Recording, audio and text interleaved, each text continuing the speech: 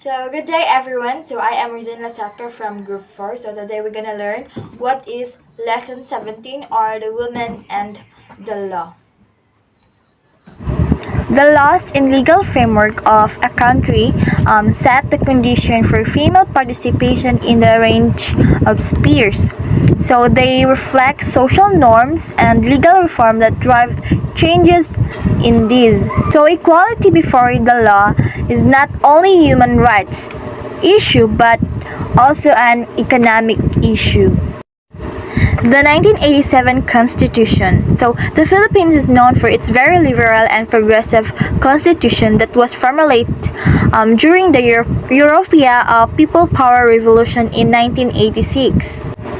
So before Philippines are known for its liberal and progressive constitution na which nahitabo to People Power Revolution atong 1986. So kung asa na gikan ng atong constitution na gigamit ron or kanang kuan law na nagprotekta sa women. So kung asa nagkipagbaka sila para makuha nila ilang katungod or rights na makuha og equality. So gender is the key element of this chapter and enshrined in Article 2, Section 14 of the 1987 Constitution. The states recognize the role of women in nation building and shall ensure the fundamental equality before the law of women and men. So, in Article 2, Section 14 of the 1987 Constitution, kay nag-state na kailangan i-recognize ang rules sa women o give and provide them treatment or equality from the men.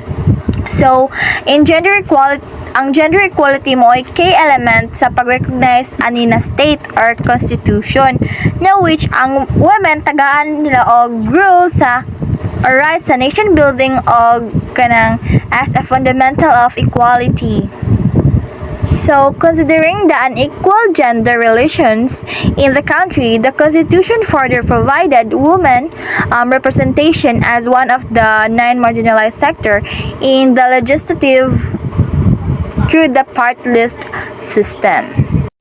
Article 13, Section 14 states shall protect working women by providing safe and healthful working conditions, taking into account their material functions and such facilities and opportunities that will enhance their welfare and enable them to realize their full potential in the service of the nation. So finally, in Article 13, Section 14, kay ilan na yung gikuan na ang women should be protected and ang women na nag-work kay should be protected and be provided safe and healthy place na where sila mag-work din. Tagaan sila og opportunities or such facilities na kanabitang makatabang sa ilaan na ma-enhance ilang skills, ilang ability to engage such differences or such activities na may tabo sa tuang government or where kanang makaserve sila sa tuang country. So, in Article 13 and Section 14 kay gi-state lang yun niya na ang babae gitaganag yun nila katungod na mag-work na kanabitang gi-providean sila og protection then kanang mga opportunities na kanabitang makatabang sila na to function well and enhance their abilities and skills to help the paglambo sa tuang nasod. So these specific provisions served as basis to several legislation about women. As a result, laws of women became aplenty anchored from constitutional provision mentioned. So there are various laws na nagpromote og gender equality which serves as legal framework na provided sa the 1987 Constitution. So we have the Local Government Code of 1991, which provides the election of sectorial representation include the women in local legislative council. So gitaganan nila katungod na moapil ang mga women sa government. So second is party list law provides for the creation of women orientation or women-based parties to compete under the party list system. Women are one of the 9 sectors identified in the law. So, sa party list law, kay kana nila og rights ang mga women na mo interact sa mga parties like the Gabriela, bita, di ba, gitagaanan nagkuana. Isa siya ka party or kuan organization na nag-focus sa rights sa women. The third is the Labor Code of 1989, which covers issues such as night work prohibition. Specialized employers must provide special facilities for women, prohibition of discrimination against women in respect to terms and condition of employment, and prohibition of discrimination by reason of marriage of a woman worker. So, sa labor code, kay gitagaan nila og it means na right ang kanina code or law nag-cover siya na ang women should be protected especially kanang nag-work og gabi na tagaan sila kuan na dili sila i-discriminate. Nagkuan po na siya na kung sa isa ka institusyon dapat patas gyud ang pag-treatment sa lalaki o sa babae na worker. Dapat walay discrimination, dapat gi-respect nila kung unsa ang reason nga nag-work sila. So next is Women in Nation Building Law. Republic Act 7192 of 1991 is an act promoting the integration of women as full and equal partners of men in development and nation building. The laws provides that a substantial portion of government resources be utilized to support programs and activities for women. The law also encouraged the full participation and involvement of women in the development process and to remove gender bias in all government regulation. So, sa Women in Nation Building Law, kay nagkuan siya na act na dapat wala gyud discrimination or dapat pantay gyud ang pagtrabaho or ang relationship sa lalaki o babae sa na towards silang work, dapat patas silang duha, walay mangibabaw. So nag-state po din na law na dapat ang women tagaan nilang rights to participate and engage such activities. So we have the 1988 Comprehensive Agrarian Reform Law gave Filipino women the right to own land that previously reverted to sons and other male family member. Next, Republic Act 7688 of 1994, an act giving representation to women in Social Security Commission. So there is a Republic Act 7688 kay gitagaan nila katungod ang mga women to involve the Social Security Commission na which kanang gitagaan nila og kuan ang women na magkuan sa budget na ma-providean pod ang mga tanang tao na dapat equal jud. The Republic Act 7877 or the Anti-Sexual Harassment Law of 1995, an act declaring sexual harassment to be unlawful in the employment, education, or training environment. So, anti-sexual harassment law is an act na nag-declare na ang women should be protected sa sexual harassment na iya ang na experience like na rape ba siya sa iyang trabaho, sa iyang eskwelahan or kung asa man siya na adto kay mo ni magprotekta sa mga women na ang kisa may nagbuhat ato niya mapriso gyud. Next is the Republic Act 7822 of 1995, an act providing assistance to women engaging in micro and cottage business enterprises. So, kanina act kay nag-provide siya sa women o kanang bitong assistance or kanang financial na which makakuan siya sa iyang business, maka-start siyang business o ma-engage siya sa mga such business from local or international na mga enterprises. So lastly is the Republic Act 83533 of 1997, an act expanding the definition of crime of rape, reclassifying the same as a crime against person. These laws not only promote gender equality but also gives protection to women's rights and enhances women empowerment. The laws listed should always be remembered, since these are the very basic laws on women's rights and women empowerment. And women's rights and women empowerment are very important to the Philippine society, as this ensures inclusive growth and development of our country. So we have national program, which are based on the Philippines law stated as initiatives process on the gender challenges across. That includes the following. So we have the Philippine Plan for Gender Responsive Development of 1995 to 2005, the National Plan for Women that consolidates the action commitments of the Philippines during the Beijing World Conference on Women. So it is the overall framework of women. So second is the Gender and Development Budget or GOD, integral to the national plan. It is aimed at institutionalizing gender concern in the mainstream development process and agenda, not just peripheral programs and projects of the government.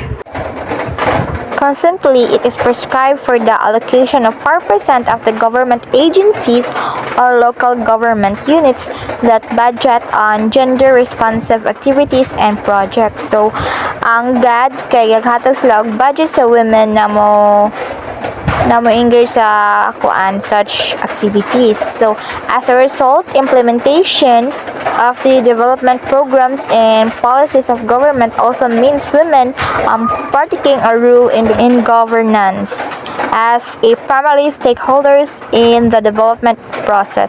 Women have the rights to maximize their involvement in governance, be it at the local or national level. So next is the Framework Plan for Women, or the FPWO. So this is the part of Philippine Plan for Women Development to focus on three thrusts, which is the promoting women economic empowerment. Second is advance and protect women human rights. And third is the promote gender responsive governance.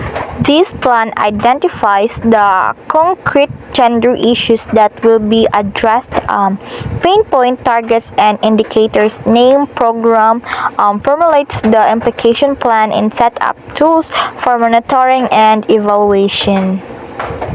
So, women's rights to participate. Women's right to vote was granted in 1937. So, nakuha ang right sa women na mag-vote atong 1937. The Constitution of 1935 stipulates that the right of suffrage would be extended to women only if 300,000 women voted in its favor during national plebiscite.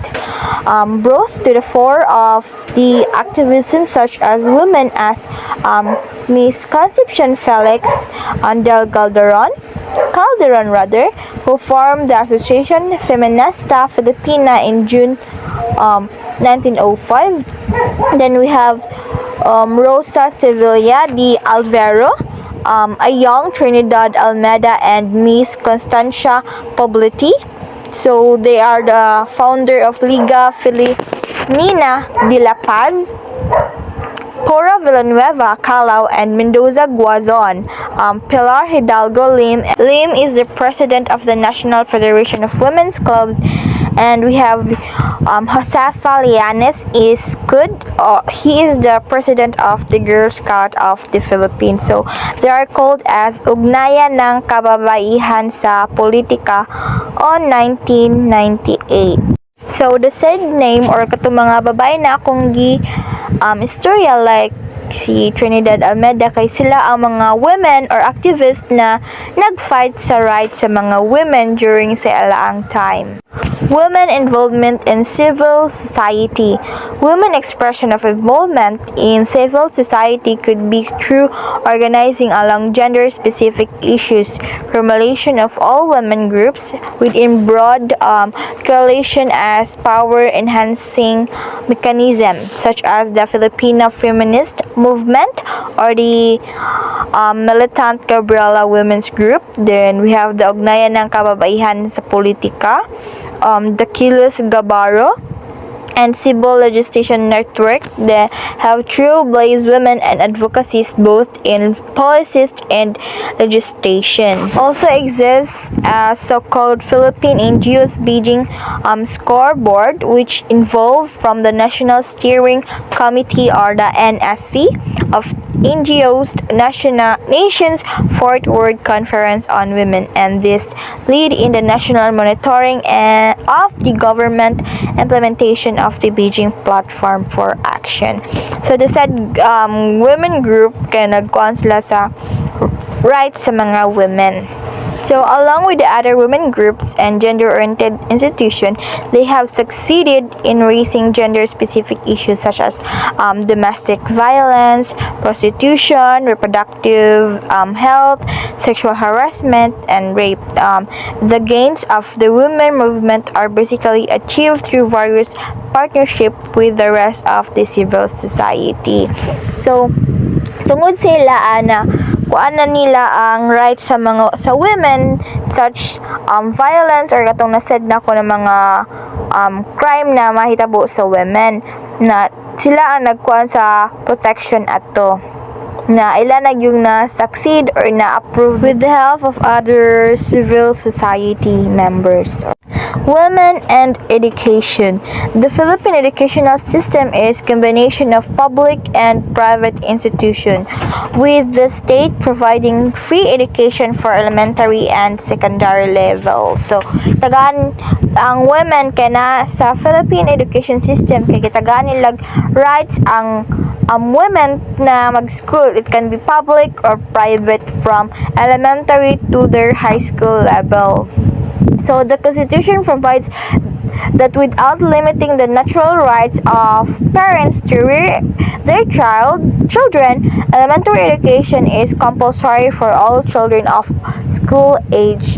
So gikuan gid nila na dapat may eskwela gid ang mga bata. Dapat dili sila limitahan na dapat ay dili sa ka-eskwela ron ha na dapat kung dapat pa eskwelahon gyud ang estudyante, di kay imo lang kuya ron di lang sa tama eskwela. Dapat si both babae ug lalaki na anak basta na sila na kuan sila na napay kuan na maka-eskwela di pa eskwelahon. There is no general discrimination of girls in education, thus there are no marked differences existing in the educational status of Filipino women and men. In the field of study, there is only one glaring issue, which is the gender stereotyping, which is specialized in onward transition into the world of work, where men generally occupy the highest occupation ranks and the highest paying position. Women's larger responsibility is for household and to take care of the family. Women in the law describes the role played by women in the legal position and related occupation. So now women are protected by the law. They are given such prohibition or opportunities that would help them to be an productive individuals. Women have the right now to engage such activities sa society and protected from any discrimination or violence that they can experience. That's all. Thank you.